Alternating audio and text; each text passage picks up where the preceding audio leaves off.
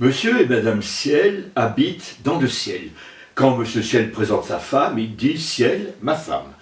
Quand Madame Ciel présente son mari, elle dit Ciel, mon mari. Ils mènent tous les deux une vie calme et sereine, parfois obscurcie par de sombres nuages. Ils ont 2 enfants, 2 garçons, Soleil et Lune. Ils les élèvent selon les principes d'une éducation stricte. Du reste à chacun, ils leur ont assigné une tâche précise, éclairer le monde. Soleil le jour, Lune la nuit. Mais les enfants grandissent, deviennent des adolescents, vous savez ce que c'est. Et au grand désespoir de leur père et mère, de leurs parents, ils n'en font qu'à leur tête. Ils se couchent tard, ils se lèvent à point d'heure, et ils se couchent tard nuit. Et les parents pensent qu'il faudrait remédier à la chose. Il faudrait marier Soleil et Lune, afin qu'ils retrouvent une vie régulière, studieuse, responsable, et afin que le monde puisse continuer à vivre selon l'alternance bien rassurante de l'ombre et de la lumière. Et puis, il faut bien faire plaisir à leur papa et maman, à leurs parents. Assis au bord du ciel, Soleil et Lune contemplent la terre. Et elle est belle, la terre, vue du ciel. On pourrait même en faire un album de photos. Et comme tout adolescent, ils discutent amour, ils discutent filles. Ouf, les filles du ciel, ils en connaissent un rayon, toutes des pains-bêches qui se prennent pour des stars. Non, les amours valant la peine d'être rêvés et vécus, ce sont les amours exotiques, les amours chimériques, les filles de la terre. Ah, qu'elles sont jolies, les filles de ce pays! L'une soupire. Quand les humaines me contemplent longuement avec leurs yeux de chatte enamourée, je ne sais plus où me mettre, je voudrais être mince comme un fil d'argent et même m'éclipser. Les filles de la terre, répond Soleil, mais quelle horreur!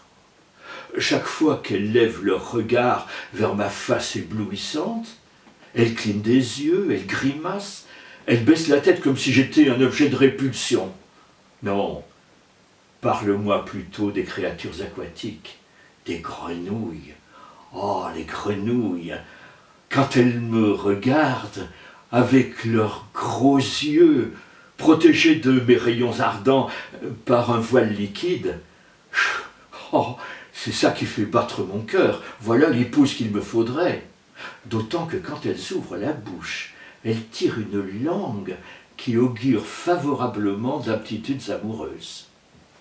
Et pendant que les 2 frères discutent ainsi des mérites différents des humaines et des grenouilles, allons voir un peu ce qui se passe sur la terre.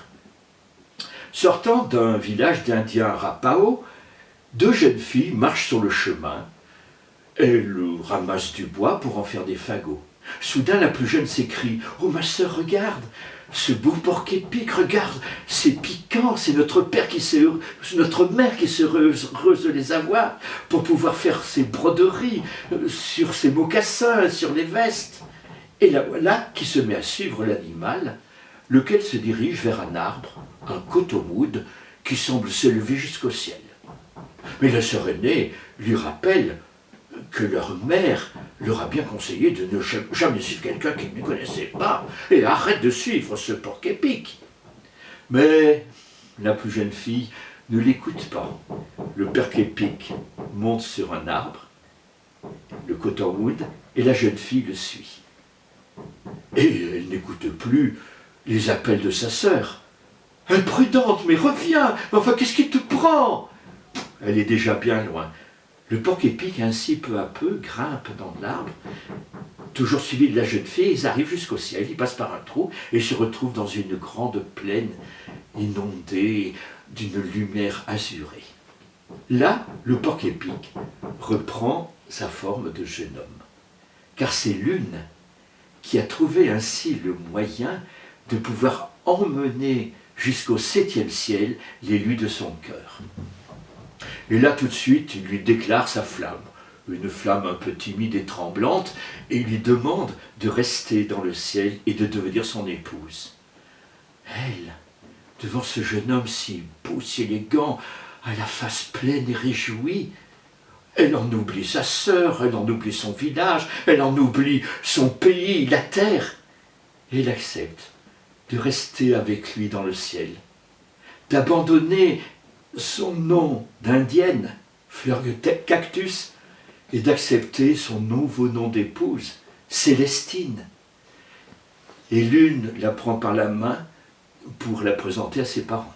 Monsieur et Madame Ciel sont devant le tipi, et quand ils voient arriver leur fils Lune, ils voient derrière une jeune fille, une humaine. Lune présente sa fiancée à ses parents. Papa Ciel la toise et la trouve, il trouve qu'elle a belle allure et elle a de larges hanches. Maman Ciel admire la façon dont elle est vêtue. Il n'y a que les humaines qui peuvent trouver ainsi des habits aussi étincelants. Et elle pense qu'elle lui offrira une robe couleur du temps, brodée de poussière d'étoiles. Et chacun s'étonne de ne point voir Soleil. Et à ce moment-là, on entend du bruit, c'est Soleil qui arrive, suivi d'une créature boursouflée, à large bouche, courte sur pattes, et qui à chaque bond urine. C'est Grenouille, la fiancée de Soleil. Maman Ciel voit tout de suite que Lune s'apprête à faire quelques réflexions désobligeantes, et avant que cela se tourne en pugilat, elle invite tout son monde à entrer dans le tipi pour partager le repas que l'on offre toujours aux nouvelles brues. Et au cours de ce repas, on offre des tripes de bison à la mode Mandan. C'est pour tester la dentition des nouvelles brues, parce qu'il faut qu'on entende le doux craquement qui prouve qu'elles possèdent de dents bien plantées. Lune n'a aucun souci à se faire quand il voit la double rangée de dents blanches de sa fiancée humaine. Soleil, lui, est beaucoup plus inquiet quand il voit que dans la large bouche de Grenouille, il y avait une absence de dents. Grenouille essaye de s'en tirer comme elle peut. Elle prend un morceau de charbon qu'elle glisse au fond de sa grande bouche. Alors que l'on admire l'humaine en écoutant le doux craquement qu'elle fait en mâchant les tripes de bison, on est horrifié et dégoûté en écoutant le mâchouillement que produit Grenouille et surtout en voyant le jus noirâtre qui sort de sa grande gueule. C'est l'éclat de rire général. Et les rires les plus forts, ce sont ceux de Lune qui ne manquent pas de se moquer de l'épouse Grenouille de son frère. Soleil furieux prend Grenouille et la projette avec force à la face de son frère Lune. Et elle y est restée, cramponnée. D'ailleurs, pour vous dire que mon histoire est vraie, il vous suffit, pendant une nuit de pleine lune, de regarder la surface de l'astre. Dans les taches, vous y verrez la silhouette de Grenouille. Fantasme des humains, projection de leurs rêves, contempler sa surface, ses larges taches sombres, que de contes inventés à partir de ces ombres.